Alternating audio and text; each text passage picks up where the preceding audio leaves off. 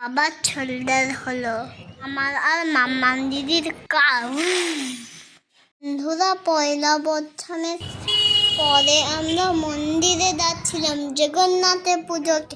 জয় জগন্নাথ! পুরা রাস্তা পুরা ছেজে উঠেছে বন্ধুরা। দেখো মন্দির, এখানে বাড়িগুলো খুব সুন্দর।